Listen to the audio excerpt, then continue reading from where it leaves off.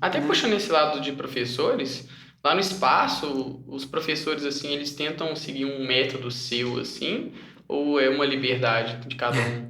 Método é pretencioso, É o né? método Rick Alves, Não. né? Nós vamos vender aí no e-book, tá saindo.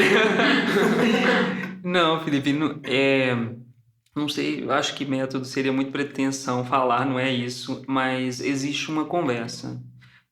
A gente senta e eu sempre falo isso, não, escuta os alunos, entende a demanda do grupo, percebe o que está acontecendo ali, precisa trabalhar concentração e atenção, não é sobre pegar o livro do Augusto Boal, que tem 200 jogos para o ator e não o ator, e lá repetir na cabeça dos alunos, sabe? Então tem um estudo do grupo. Porque quando você estuda esse grupo está precisando de mais foco, de mais concentração, de mais atenção, de trabalhar Dicção, a né? A voz, voz. trabalhar a dicção, articulação. E diga-se de Ou passagem, tinha muito problema. então, e aí vai trabalhando isso. Eu monto todas as aulas com os professores que vão. Eles, para poder dar, mesmo quando eu não estou, tem que me mandam em PDF, eu olho e aí modifico. Não, vamos trabalhar isso, vamos falar disso, respeitando, claro, ali o posicionamento desse professor, mas eu estudo junto a aula e proponho mudanças, depende do que o professor me manda. Falar, não, isso aqui não. Isso talvez não esteja interessante para o momento que o grupo Sim. está, sabe? Mas sempre usando como referência esses grandes pensadores do teatro que eu citei aqui, né? A gente estuda 8 pensadores, que é o Grotowski, o Meyerhold, a Viola Spolin, ou se fala Viola Spolin, Augusto Boal, que é um brasileiro incrível, que traz toda uma provocação muito interessante, né, pro cenário, assim, né? É reconhecido Sim. mundialmente. O Eugênio Barba, que eu fiz residência com ele, Peter Brook. Então, tem uma referência. O Stanislavski, o Exato. Brecht, né? Então, eles são a nossa referência, mas eu falo que todos os grandes autores, até Freud, Lacan, Kohut, por aí vai, que são outros da psicologia, ou Melanie Klein, eles precisam ser revisados. A gente não pode pensar, porque esses pensadores pensou o indivíduo e o ser humano, assim como os teóricos do teatro, os pensadores do teatro, da arte, da filosofia, da sociologia, da psicologia, pensou o indivíduo num contexto X. Hoje nós temos No um contexto indivíduo num Z. contexto Z. Então é fundamental que você, quando vai dar uma aula, quando você vai dirigir esse ator, que você olhe para esse ator no momento de vida que ele está. Então não é repetir coisas e exercícios que, sabe? Mas é viver uma experiência com esse grupo, com esse aluno, seja individual ou em grupo, a partir também de uma demanda que é dele. Então qual que é a sua demanda? Qual que é a sua dificuldade? O que que você não está dando conta? Ou o que que você tem dúvida sobre você, sobre a arte, sobre a vida, sobre o mundo? Né? Então, lá na aula, não sei se você lembra, tem muito isso. Quem sou eu? É o primeiro exercício que a turma chega e fala. Eu jogo um foco, pá. Quem é você? Aí todo mundo tem Aí um você tem que falar, eu cardápio. sou isso, Você isso. lembra? Então, assim, porque estudar a atuação é isso, é saber quem é você. Porque como que eu tenho a pretensão de ser o outro se eu não consigo falar de mim? Não faz sentido? Se eu vou me colocar no lugar do outro e ser o outro, primeiro eu tenho que estar muito claro quem sou eu. O que que eu sou? Qual que é o meu ponto de vista sobre o mundo, sobre a vida, sobre mim mesmo, sobre as coisas que estão à minha volta? O que que eu penso sobre tudo isso? O que que eu penso sobre ser tal coisa, né? Um homem de rua? O que que eu penso sobre ser uma prostituta? Então, se eu não penso nada sobre ser uma prostituta, quem sou eu para ser uma prostituta? Eu vou estar julgando. Sim. Então, tem um exercício que eu falo, olha no olho, se interessa pelo olhar do outro, sem julgar. Mas eu me interesso pela sua Sem É história. a precisar primeira mudar. aula mesmo. Eu me interesso pela sua história. Uhum. E quero saber quem é você. Legal, são dinâmicas que vão trabalhando vários, né? Vai uma construção mesmo, assim, né? É uma construção humana mesmo, eu acho, que o treinamento do ator. Então, por exemplo, para um executivo, eu falo, se interessa pela sua audiência. Para quem que você está falando? É para um grupo de aprendizes? É para um grupo de diretores? Sim. É um grupo, né? É uma obra lá, não sei onde. Quem Operários. são aquelas pessoas? É um grupo de operários? Quem são elas? Se eu fico curioso sobre essas pessoas, Falar para elas já é vai, mais fácil vai ser também. gostoso, vai ser bom. Por quê? Porque eu troquei com você. Agora, se eu me prendo só à minha teoria e racionalizo tudo e quero vomitar palavras, essa palavra é ruim, Sim. mas é isso, em cima de você, pode ser que você não entenda o que eu tô falando. Inclusive, eu sou radicalmente contra esse tipo de comportamento, porque sempre me incomodou, acho que essa ideia, dois momentos, ou esse vomitar palavras, é o que eu falo, né? Ficar vomitando conteúdo, que pode ser palavra, o texto, ou a palestra chata e tal, e também a masturbação de ideias, que é aquela prosa que é só uma elevação ali de uma... que é um De um ego, né? De uma vaidade. Exatamente. E hoje isso é muito comum, porque existe a muita academia, informação. infelizmente, também é um lugar um antro em que isso ganha uma força que não deveria, eu acho também, eu vejo muito isso. Sim, mas você sabe que o excesso de informação leva todo mundo a saber tudo. Mas é diferente. Informação e conhecimento são coisas diferentes. Todo mundo tem muita informação. Sim.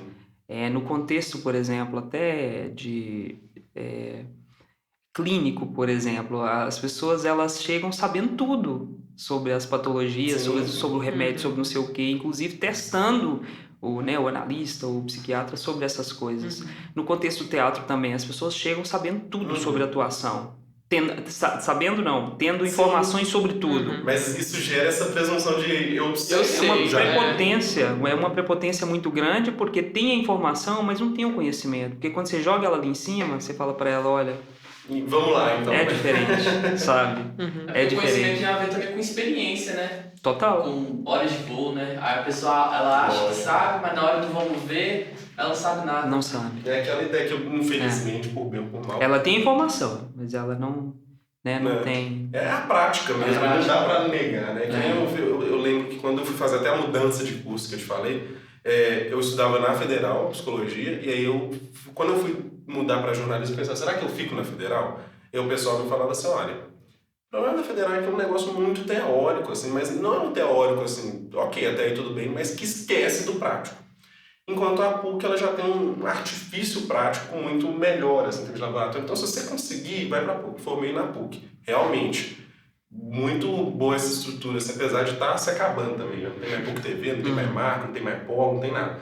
Mas aí, querendo ou não, é no primeiro estágio que você aprende. É estágio. E não que o que você aprende numa sala de aula teórico deva ser ignorado, não seja importante, mas é inevitável entender que existe um mundo e a vida a se viver para além do que você está lendo. Exato. E que não é uma verdade absoluta, né? Sim. Até porque esquece em todas as áreas, eu acho que de atualizar o chip, eu falo desse jeito. Porque... Tudo bem, esse autor é incrível, magnífico, mas ele falou também a partir de um olhar, a partir de uma escuta de um mundo que não é o mundo de hoje. Então, eu acho que a maravilha está nos pensadores atuais de fazer, de enxergar esse mundo do jeito que ele é hoje. E usar esses outros pensadores e autores como referência. E não desdenhar também de porque são atuais, porque, né? Exatamente. Às vezes, do contexto é difícil enxergar, né? A importância ou grandeza da discussão ou da coisa, né? Nossa, mas uma última coisa que ele você falou dos grupos. Quantos grupos hoje tem lá no Espaço Cênico? Quantas turmas? Então, a gente está pós-pandemia. Não, estamos no meio da pandemia ainda, né? Na verdade, gente. Querendo então, ficar assim, pós-pandemia. Estamos com esse desejo, né? Com essa vontade. Falando em grupos, são 4 grupos de formação. Então, são como se fossem 8 grupos, mais ou menos. Em grupos e tem um trabalho individual também. Mas é por aí. Esse trabalho individual, ele é avaliado, ele pode ser... São pessoas que buscam também, às vezes, um acompanhamento, uma aula, tem um processo lá no espaço que chama entrevista. Eu até acho o nome ruim, mas assim, é um bate-papo, é uma conversa com qualquer pessoa que tem interesse em fazer um trabalho comigo. Eu sento e pergunto, o que você quer? Primeira coisa, né? Por que você está procurando o espaço? O que você está buscando? Malhação.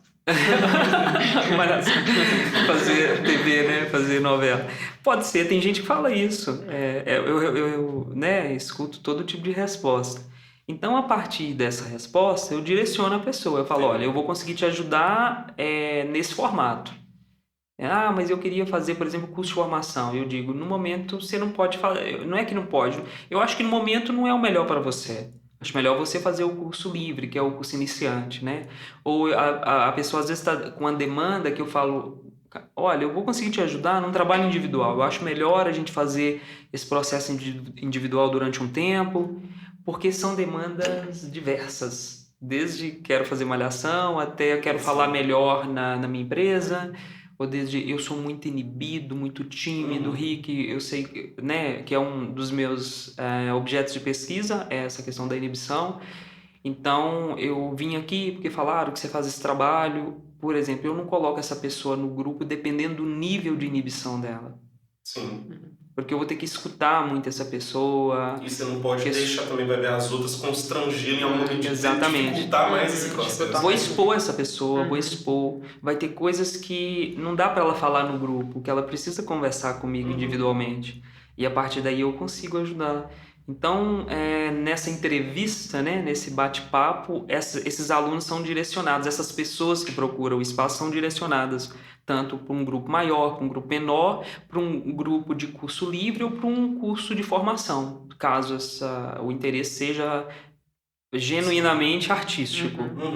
Né? Então, é a partir daí que se define. A ideia o curso livre, o de formação ele já é uma segunda etapa nessa... Para quem é uma segunda etapa, é para quem já teve uma vivência de curso iniciante, já teve uma experiência na arte, seja na música, no teatro, na dança, e que chega lá e está decidido a ser ator, atriz. Então, essa pessoa vai ser direcionada para o curso de formação. Se o discurso dela for outro, aí ela vai ser direcionada para o curso livre ou para um trabalho individual. Por exemplo, o cara que quer se inibir, ele não vai para formação de ator, ele quer outra coisa, ele quer... Pelo menos a princípio, né? Pode um dia vir... Pode depois, nossa, gostei disso, achei muito interessante, eu quero investigar um pouco mais. Até que isso é o bom do livre, você pode até chegar nesse ponto. Pode, Sim. exato.